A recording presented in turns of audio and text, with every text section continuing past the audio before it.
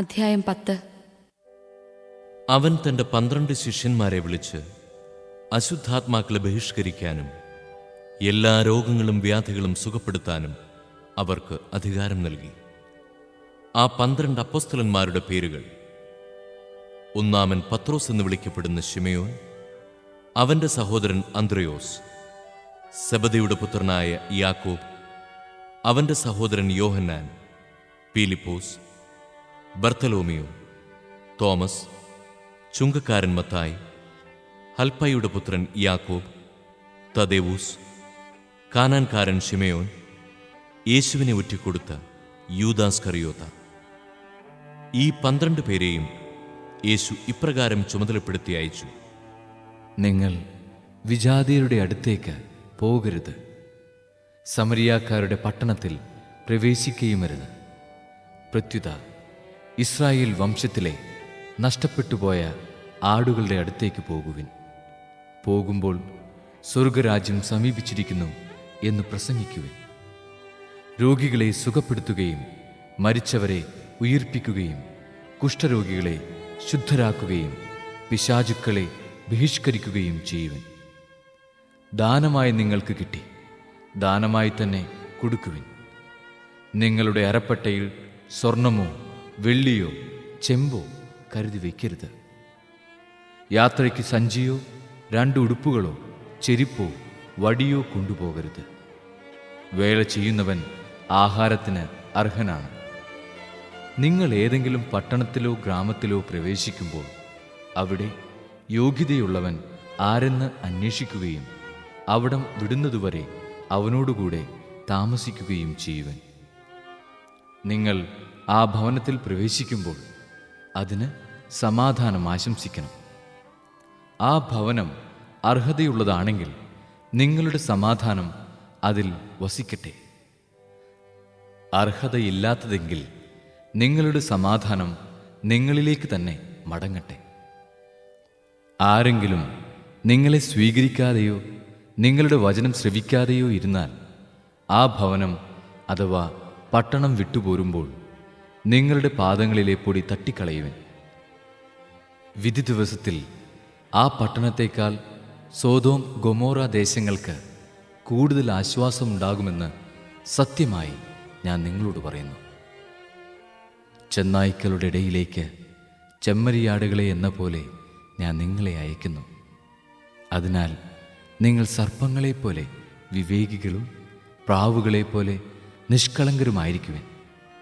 മനുഷ്യരെ സൂക്ഷിച്ചുകൊള്ളുവിൻ. അവർ നിങ്ങളെ ന്യായാധിപ സംഘങ്ങൾക്ക് ഏൽപ്പിച്ചു കൊടുക്കും. തങ്ങളുടെ സിനഗോഗുകളിൽ വെച്ച് അവർ നിങ്ങളെ മർദ്ദിക്കും. നിങ്ങൾ എന്നെ പ്രതി നാടുവാഴികളുടെയും രാജാക്കന്മാരുടെയും സന്നിധിയിലേക്ക് നയിക്കപ്പെടും. അവിടെ അവരുടെയും വിജാതിയരുടെയും മുമ്പാകെ നിങ്ങൾ സാക്ഷ്യം നൽകും. അവർ നിങ്ങളെ ഏൽപ്പിച്ചു കൊടുക്കുമ്പോൾ എങ്ങനെ പറയണമെന്നോ എന്തു പറയണമെന്നോ നിങ്ങൾ ആകുലപ്പെടേണ്ട. നിങ്ങൾ പറയേണ്ടത് ആ സമയത്ത് നിങ്ങൾക്ക് നൽകപ്പെടും. എന്തെന്നാൽ നിങ്ങളല്ല, നിങ്ങളിലൂടെ നിങ്ങളുടെ പിതാവിൻ്റെ ആത്മാവാണ് സംസാരിക്കുന്നത്. സഹോദരൻ സഹോദരനെയും പിതാവ് പുത്രനെയും മരണത്തിന് ഏൽപ്പിച്ചു കൊടുക്കും. മക്കൾ മാതാപിതാക്കന്മാരെ എതിർക്കുകയും അവരെ വധിക്കുകയും ചെയ്യും. എൻ്റെ നാമം മൂലം നിങ്ങൾ സർവ്വരാലും ദ്വേഷിക്കപ്പെടും. അവസാനം വരെ സഹിച്ചു നിൽക്കുന്നവൻ രക്ഷപ്പെടും. ഒരു പട്ടണത്തിൽ അവർ നിങ്ങളെ പീഡിപ്പിക്കുമ്പോൾ മറ്റൊന്നിലേക്ക് ഓടിപ്പോകുവിൻ. സത്യമായി ഞാൻ നിങ്ങളോട് പറയുന്നു, മനുഷ്യപുത്രൻ്റെ ആഗമനത്തിനു മുമ്പ് നിങ്ങൾ ഇസ്രായേലിലെ പട്ടണങ്ങളെല്ലാം ഇങ്ങനെ ഓടിപ്പൂർത്തിയാക്കുകയില്ല. ശിഷ്യൻ ഗുരുവിനേക്കാൾ വലിയവനല്ല, ഭൃത്യൻ യജമാനനേക്കാൾ വലിയവനല്ല. ശിഷ്യൻ ഗുരുവിനെ പോലെയും ഭൃത്യൻ യജമാനനെ പോലെയും ആയാൽ മതി. ഗൃഹനാഥനെ അവർ ബേൽസെബൂൽ എന്ന് വിളിച്ചെങ്കിൽ അവൻ്റെ കുടുംബാംഗങ്ങളെ എന്തുതന്നെ വിളിക്കുകയില്ല. നിങ്ങൾ അവരെ ഭയപ്പെടേണ്ട. എന്തെന്നാൽ മറഞ്ഞിരിക്കുന്നതൊന്നും വെളിപ്പെടാതിരിക്കുകയില്ല, നിഗൂഢമായിരിക്കുന്നതൊന്നും അറിയപ്പെടാതിരിക്കുകയുമില്ല. അന്ധകാരത്തിൽ നിങ്ങളോട് ഞാൻ പറയുന്നവ പ്രകാശത്തിൽ പറയുവിൻ. ചെവിയിൽ മന്ത്രിച്ചത് പുറമുകളിൽ നിന്ന് ഘോഷിക്കുവിൻ. ശരീരത്തെ കൊല്ലുകയും ആത്മാവിനെ കൊല്ലാൻ കഴിവില്ലാതിരിക്കുകയും ചെയ്യുന്നവരെ നിങ്ങൾ ഭയപ്പെടേണ്ട. മറിച്ച് ആത്മാവിനെയും ശരീരത്തെയും നരകത്തിനിരയാക്കാൻ കഴിയുന്നവനെ ഭയപ്പെടുവിൻ. ഒരു നാണയത്തുട്ടിന് 2 കുരുവികൾ വിൽക്കപ്പെടുന്നില്ലേ? നിങ്ങളുടെ പിതാവിൻ്റെ അറിവ് കൂടാതെ അവയിലൊന്നുപോലും നിലം പതിക്കുകയില്ല. നിങ്ങളുടെ തലയിലെ ഓരോ മുടിയിഴയും എണ്ണപ്പെട്ടിരിക്കുന്നു. അതിനാൽ ഭയപ്പെടേണ്ട. നിങ്ങൾ അനേകം കുരുവികളേക്കാൾ വിലയുള്ളവരാണല്ലോ. മനുഷ്യരുടെ മുമ്പിൽ എന്നെ ഏറ്റുപറയുന്നവനെ എൻ്റെ സ്വർഗസ്ഥനായ പിതാവിൻ്റെ മുമ്പിൽ ഞാനും ഏറ്റുപറയും. മനുഷ്യരുടെ മുമ്പിൽ എന്നെ തള്ളിപ്പറയുന്നവനെ എൻ്റെ സ്വർഗസ്ഥനായ പിതാവിൻ്റെ മുമ്പിൽ ഞാനും തള്ളിപ്പറയും. ഭൂമിയിൽ സമാധാനമാണ് ഞാൻ കൊണ്ടുവന്നിരിക്കുന്നത് എന്ന് നിങ്ങൾ വിചാരിക്കരുത്.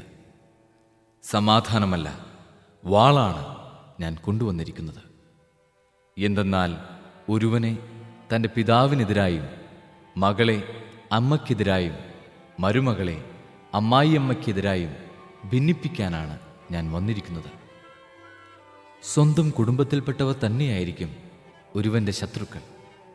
എന്നേക്കാൾ അധികം പിതാവിനെയോ മാതാവിനെയോ സ്നേഹിക്കുന്നവൻ എനിക്ക് യോഗ്യനല്ല. എന്നേക്കാൾ അധികം പുത്രനെയോ പുത്രിയെയോ സ്നേഹിക്കുന്നവനും എനിക്ക് യോഗ്യനല്ല. സ്വന്തം കുരിശെടുത്ത് എന്നെ അനുഗമിക്കാത്തവൻ എനിക്ക് യോഗ്യനല്ല. സ്വന്തം ജീവൻ കണ്ടെത്തുന്നവൻ അത് നഷ്ടപ്പെടുത്തും. എന്നെ പ്രതി സ്വന്തം ജീവൻ നഷ്ടപ്പെടുത്തുന്നവൻ അത് കണ്ടെത്തും. നിങ്ങളെ സ്വീകരിക്കുന്നവൻ എന്നെ സ്വീകരിക്കുന്നു. എന്നെ സ്വീകരിക്കുന്നവൻ എന്നെ അയച്ചവനെ സ്വീകരിക്കുന്നു. പ്രവാചകനെ പ്രവാചകനായി സ്വീകരിക്കുന്നവന് പ്രവാചകന്റെ പ്രതിഫലവും നീതിമാനെ നീതിമാനായി സ്വീകരിക്കുന്നവന് നീതിമാന്റെ പ്രതിഫലവും ലഭിക്കുന്നു. ഈ ചെറിയവരിൽ ഒരുവന് ശിഷ്യന് എന്ന നിലയിൽ ഒരു പാത്രം വെള്ളമെങ്കിലും കൊടുക്കുന്നവന് പ്രതിഫലം ലഭിക്കാതിരിക്കുകയില്ലെന്ന് സത്യമായി ഞാൻ നിങ്ങളോട് പറയുന്നു.